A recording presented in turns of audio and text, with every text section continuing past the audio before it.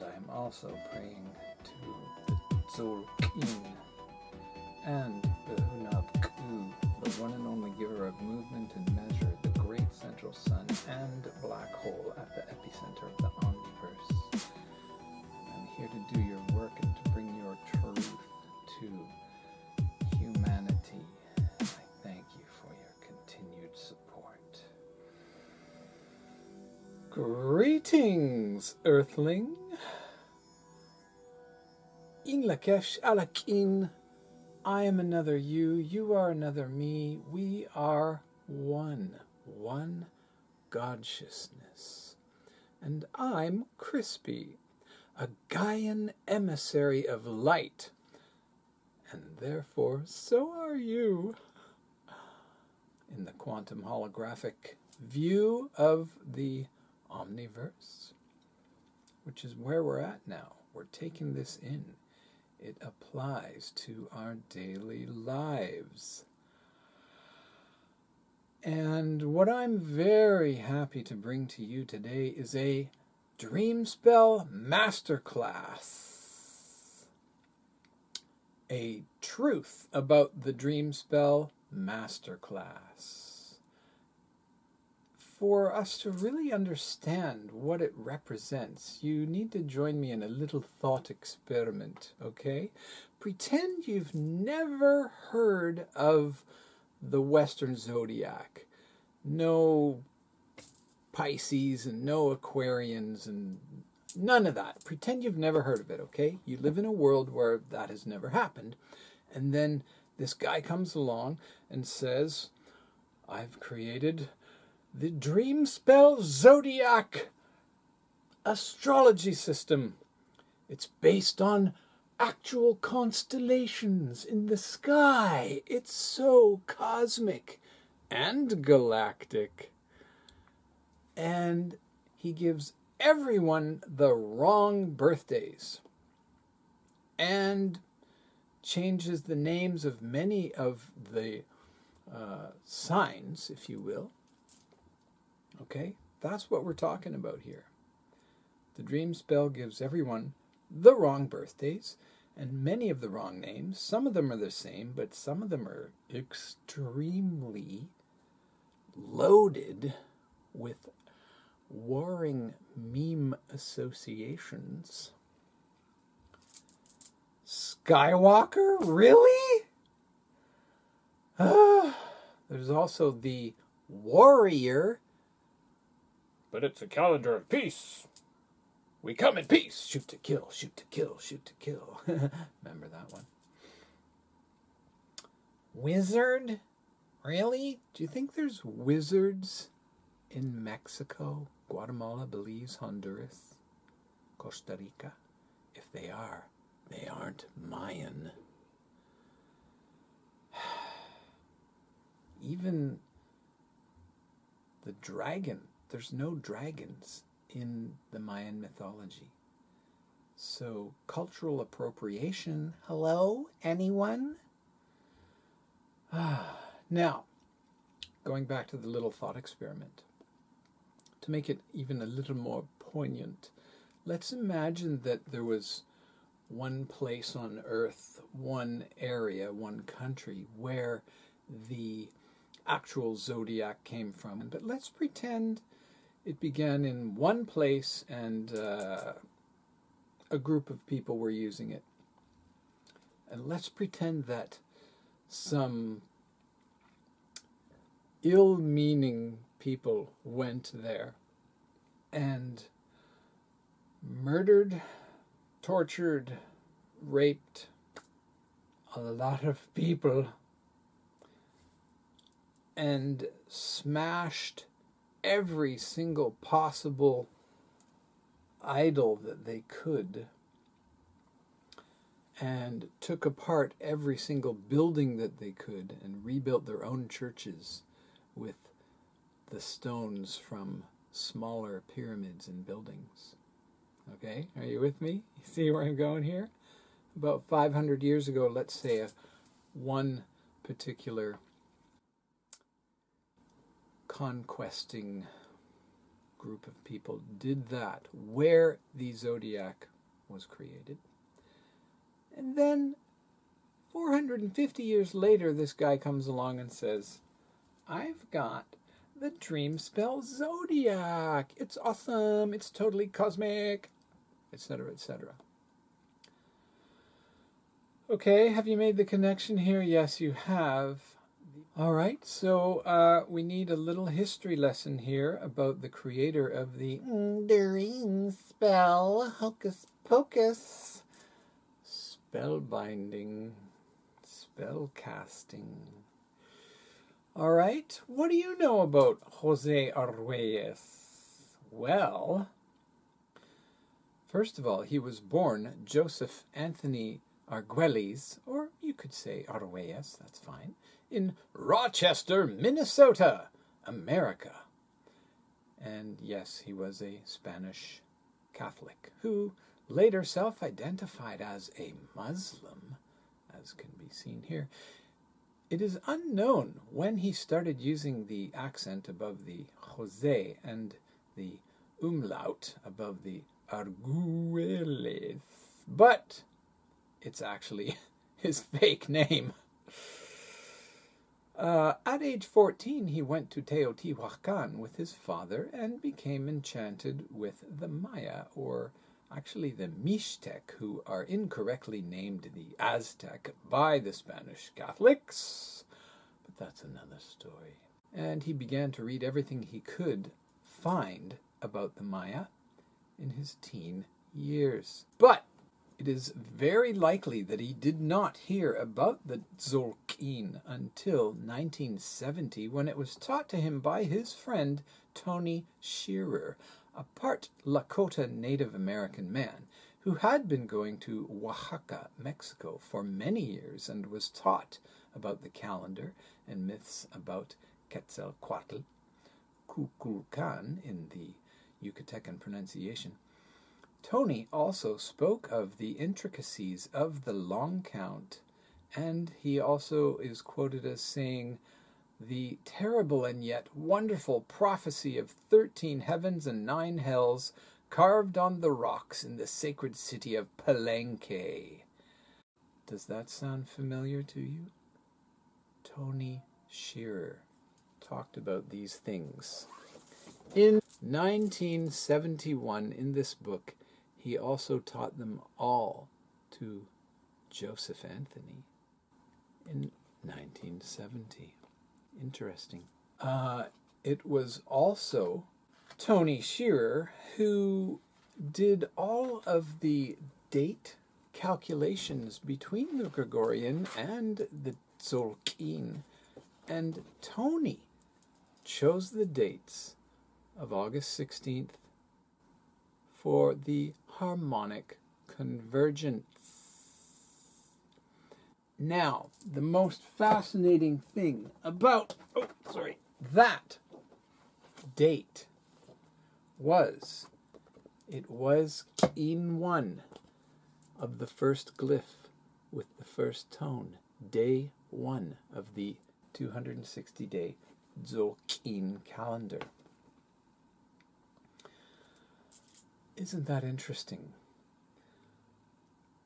Jose, our way, yes, neglected to tell anybody that.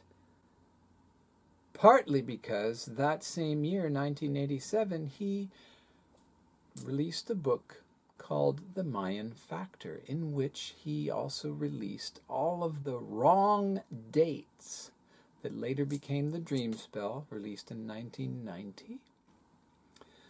So by 1987, Joseph Anthony was very heavily invested in hiding the actual Tzolk'in from the world. Interesting, isn't it?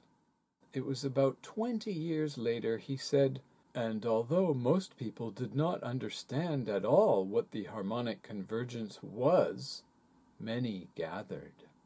Tragically, 2 months after the harmonic convergence, Joseph's only son, Joshua, died in a car accident at the age of 18. which Mr. Arguelles mentioned in the preface to his next book, Surface of the Zavuya. And unfortunately, he told another big lie in the preface, which says, "For years I had followed my own voice, the voice inside my head. That is how I got those mysterious dates, August 16th and 17th, 1987.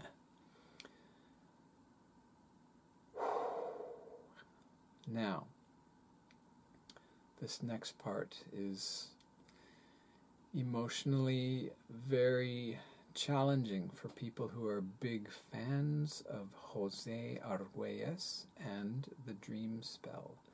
But you must know that his second wife, the mother of Joshua, had this to say about him.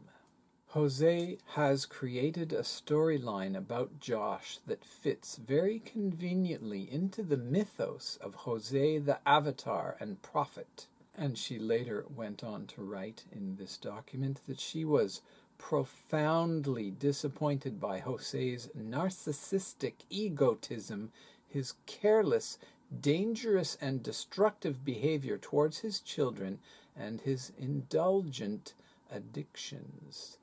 The link is here. Follow it, download it. Also, in that same very brief article, his third wife, Loidine Burris Arguelles, the co-creator of the Planet Art Network and everything to do with the Dreamspell. She was heavily involved in the co-creation of the whole thing, had this to say. Joseph created mutual suffering in our life by bringing in a young woman to live in our home to start a polyamorous relationship with, which eventually ended our marriage. I did a 3-day workshop with Jose and Loidine in 2001, and they were not a happy couple. She was very aloof, and the word I use is dour. She had a frown the whole time, sitting up on stage. He was doing his thing. They never looked at each other once the whole 3 days, and now we know why. Going back in time, in 1990, the Dreamspell was released as an extremely complex game board, and along with it, another lie, the 13-moon Mayan calendar. The Maya had many extremely accurate calendars, and none of them were 28 days, because that's totally inaccurate. The moon cycle is 29.5 days, so therefore, on many of the Dreamspell 13 moon months, there is no full moon, and on many others there will be no new moon. The Dreamspell 13 moon calendar is simply not natural. It's like taking the birth control pill, and therefore divorcing yourself from the awareness of the perfection and synchronous harmony between your DNA and the actual cycles of the moon. Now, in one of the most ludicrous quotes regarding the whole Dreamspell package, Uncle Joseph said to Daniel Pinchbeck in a personal interview for Pinchbeck's book, 2012, The Return of Quetzalcoatl, quote, "I intended the names of the glyphs to be culturally odorless. My goal was to create a universal system." Odorless? Of course, corn can have a truly wondrous aroma, but the smell that comes to my mind from any of the Jedi is a mixture of must and sweat and this kind of electromagnetic burnt hair and flesh. But maybe that's just me. Now, I've mentioned the word galactic a few times, which the Dreamspell claims to be, but did you know that the Maya themselves have been saying for at least 2,000 years that their whole culture and calendar came from the Pleiades, which, the last time I checked, is in our same galaxy, along with 100,000 million other stars. It's a big galaxy, my friends. We live in a part about this big of a galaxy that's this big inside a... Yeah, okay, that's another story. Now let's talk about those incorrectly named glyphs a little further. How about the word warrior? You can take the warrior out of the war, but you cannot take the word war out of warrior.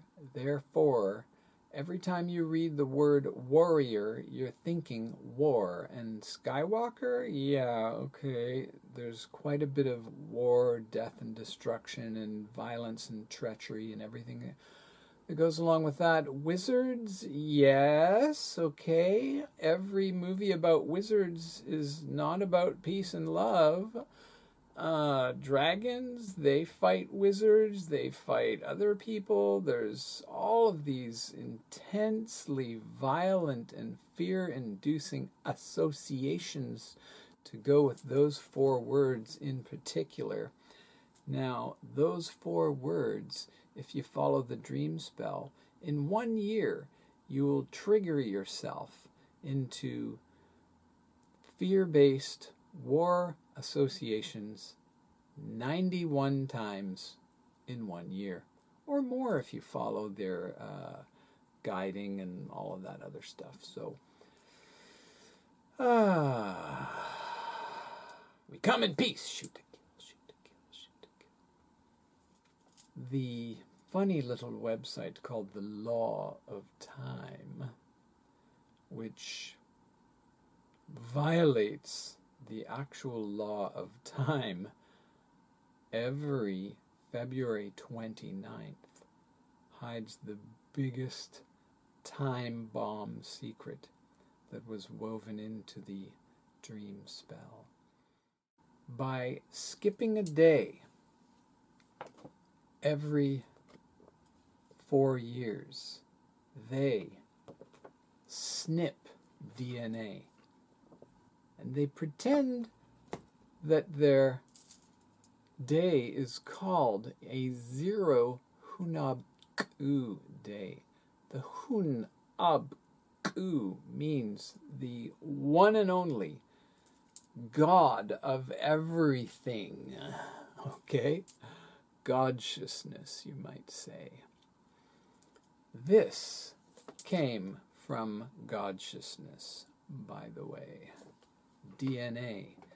And if you snip one of these days every 4 years and then restart the following day as though nothing happened, you destroy synchronicity. You cannot, on the dream spell, look at any 2 people who were born on either side of a February 29th and expect to find any degree of synchronicity. It destroys synchronicity. You can't say, my father has the exact same sign as... No, it's gone. It's all gone. The dream spell destroys synchronicity.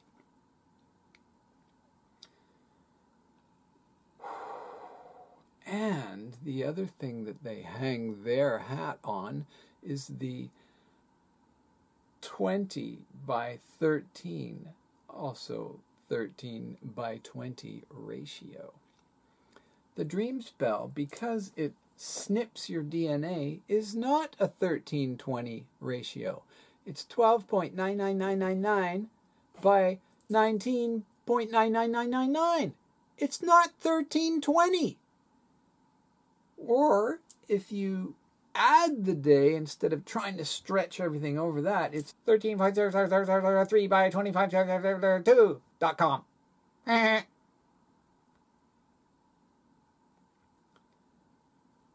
You can fool some people sometime, but you can't fool all the people all of the time. Now we see the light. Stand up for your right. You have the right to follow the dream spell. That's the thing, my friends. It's just a game. It's a joke. It does divide, and in so doing, you could say it conquers. The approach of the marauders, the conquistadors, has been to divide and conquer. It works very well. In this one last stitch effort to destroy the Mayan culture, whom they hate and fear. Why do they hate? They fear it. They created the Dreamspell. It is my contention that Joseph Anthony Arguelles was aided and abetted by the Vatican.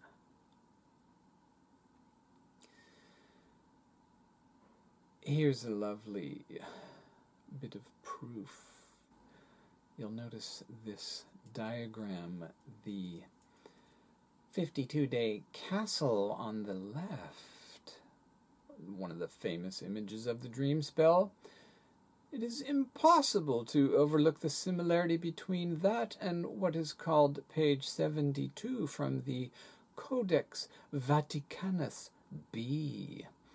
This sacred text, which is over 7 meters long and hand-drawn on deer leather over 500 years ago, has had a home in the Vatican Library since it was stolen from the Maya sometime before 1596, which is the date that it was catalogued by the Roman Catholic Church. Please note the copyright.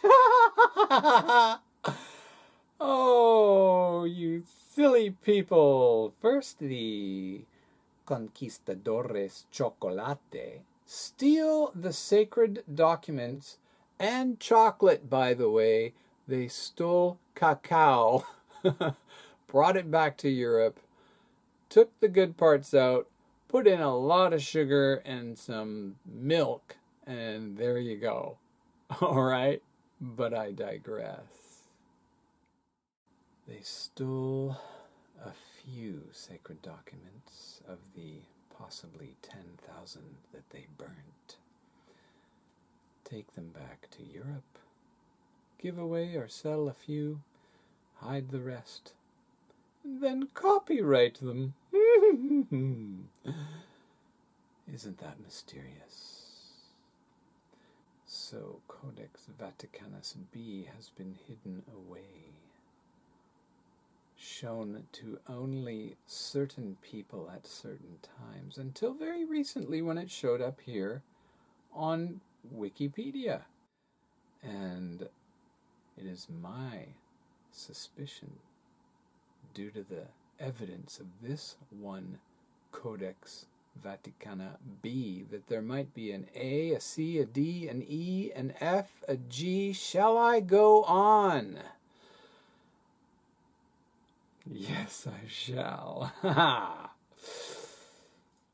I do believe it's quite possible that the Vatican gave Jose the DNA connection. It's a little bit challenging to jump from here to here and therefore to there. And in Earth Ascending in 1985, all of these incredible images and theories came out. And it's totally possible that Joseph and Lloydine worked them out all together, just the two of them. It's possible. And other things are also possible. Ha ha! Another interesting thing about the Dreamspell is it claims to be attacking the evils of the Gregorian calendar. But the Dreamspell is permanently attached and embedded into it because of their fake holiday, day out of time. And need I remind you that the time-space continuum is a continuum that cannot be separated and cut? Can you imagine if I made a website called The Law of Gravity, and every 4 years, or no, every 1 year, I made a holiday called Day Out of Gravity? Would you come hang out? If I had cool graphics and apps for your phone and many websites, would you? And that July 25th holiday was chosen by none other than the Spanish Catholic conquistador Diego de Landa, the man who tortured and murdered countless Maya and burned thousands of their sacred books. He said the Mayan New Year's Eve is July 25th, and he was wrong. And Jose used this day for the doot, and he is very, very wrong. It's such a bundle of lies. This whole thing is a Gordian knot of vomit. And one of their most unpalatable things they say is, there's no conflict.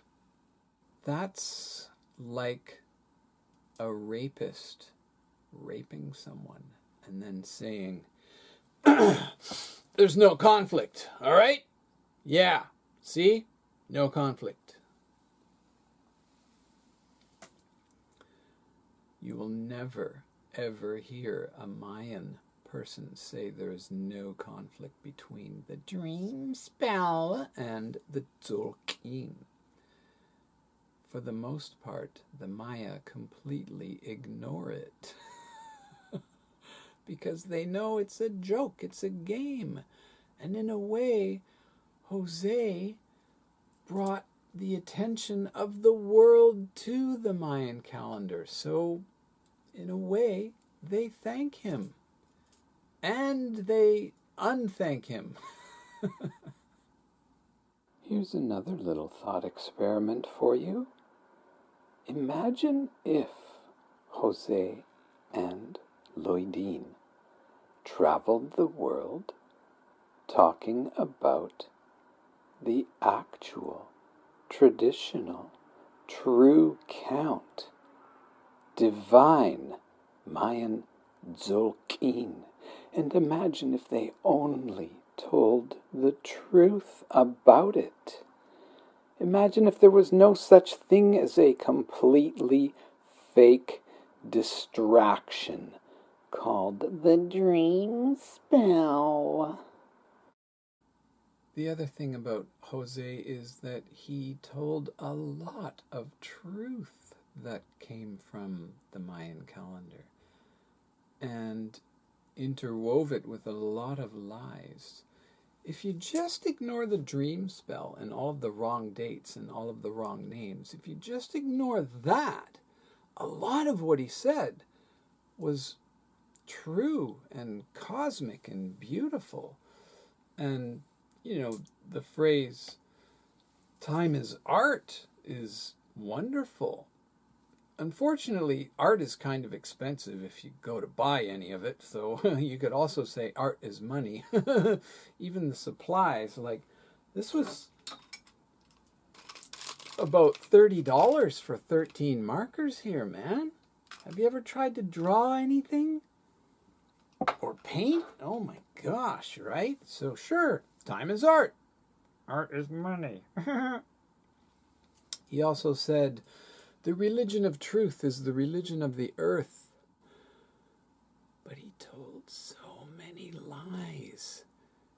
The Dreamspell is a cult of lies. Hello? Anyone? Anyone?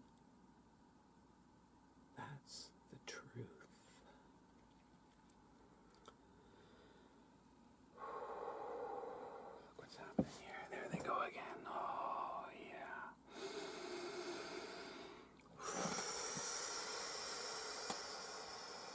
here to bring you the truth about this situation.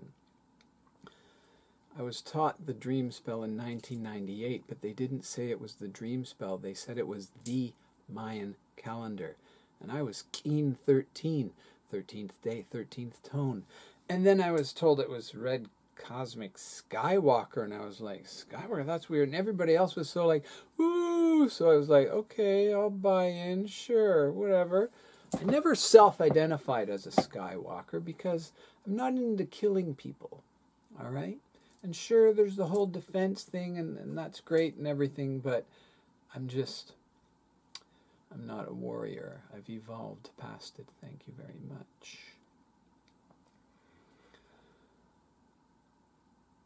But I am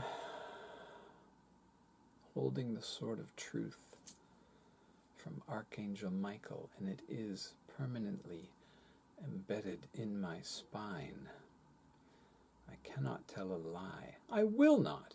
I could, but I won't. I choose not to.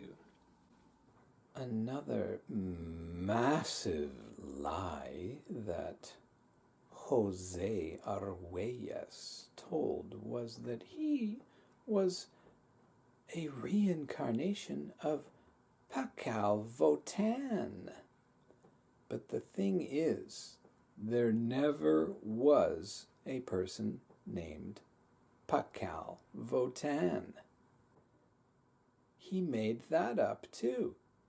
The king of Palenque's name was Inish Janab Pacal. This is very well established, and it is also known that the Spanish Catholics called him Pacal Votan incorrectly. So Jose is saying, I am a reincarnation of a person that never existed. Which could be totally true for all we know. So maybe he's not lying. Interesting. Never thought about that before. And so, my friend, I'm going to read to you a tiny selection from the channeling, the download, that Jose Arguelles says he received from Pacal Votan. As the special witness of time, I, Pacal Votan, know the perfect count of days. I had built this palace and the tower to correct, and also to look for the Tower of Babel. And so was sent to the world the book of dark prophecies, Revelations, the Apocalypse. Children of the day of truth, all this can you hear in the stones of Palenque. This palace, New Jerusalem, is the mystic power of Telectanon. A great prophet and messenger has left you clear signs to understand, and a book of unassailable righteousness, the Holy Quran, Allah's mercy. Telectanon, the perfection of time, is the only way for you to escape the fire that consumes the unrighteous. If you who know the good path now falter in this challenge of unification in time, you will perish forever in the fire that consumes all unbelievers. Okay, I'm sorry for that, but it needed to be done. So now I'm sure you can feel into exactly what the vibration of the man who called himself Jose Arguelles was. And when that falsely named being channeled his false personality, it was some very dark messages. Some would say archontic, like the words of Yahweh. Some Old Testament fire and brimstone kind of stuff. And that is the foundation of The Dreamspell. A lot of people don't know any of the things in this video, and they love the Dreamspell. When I first learned it, I loved it so much. I was in awe of the Maya. I didn't even know about this other part until a little while later. And then I began telling everyone I possibly could about it. I was a proselytizer. I was a priest. And then about one Tzolk'in later, 9 months approximately later, I was told it was fake. And I was shattered, heartbroken, confused, angry. Most of my friends who are into it, some of them are still into it, ostracized me because I began trumpeting a little bit quieter, but maybe flute playing. The true count, the indigenous, which came from the Pleiades, Tzolk'in. And the tricks of the false light are such that they make something so appealing and hooking to the ego and so easy to join in and go door to door and convincing your neighbors to sign up for the free seminars and things.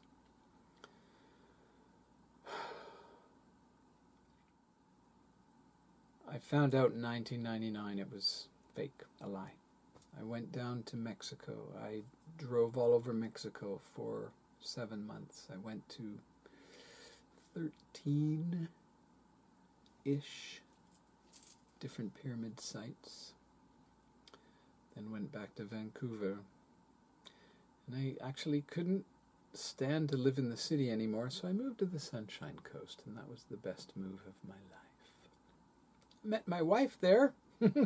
She's Japanese. How did she get there? But hey, that's another story. And here I am in Japan.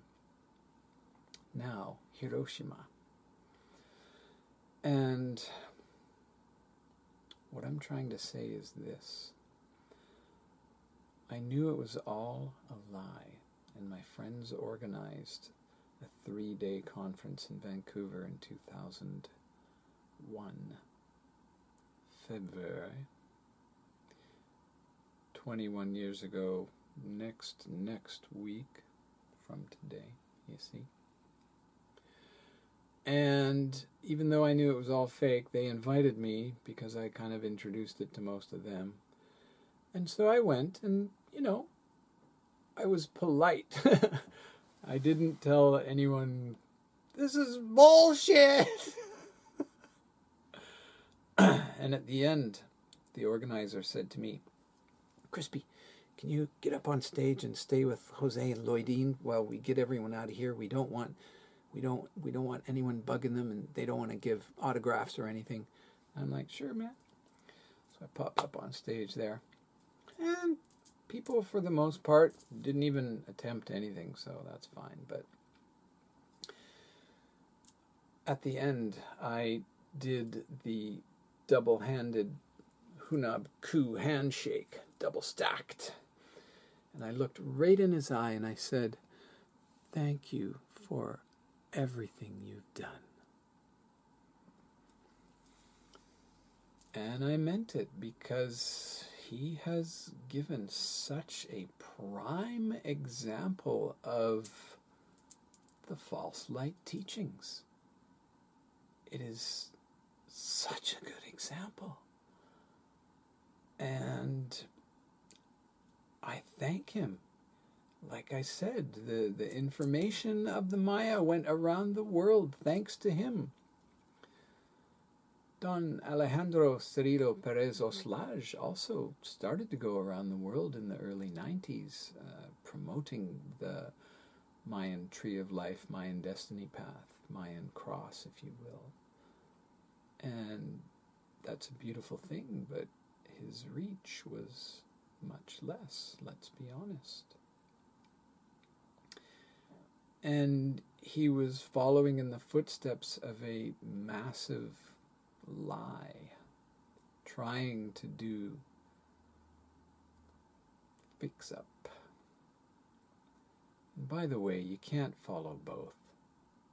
It will give you cognitive dissonance every day, especially the day after February 29th, when you have to and then just pretend nothing happened, or yeah, it's fine, it's just the way, it's fine, no, it cuts your spiritual DNA. Stop pretending. Okay, it's hard. You know why? You have to shut your ego up. The dream spell is all about the ego, and the tzolk'in is all about the soul. Okay, so when you're ready, come on and join us. Got some lovely calendars here for you. There's some nice apps, great websites. When you're ready for the truth shall set you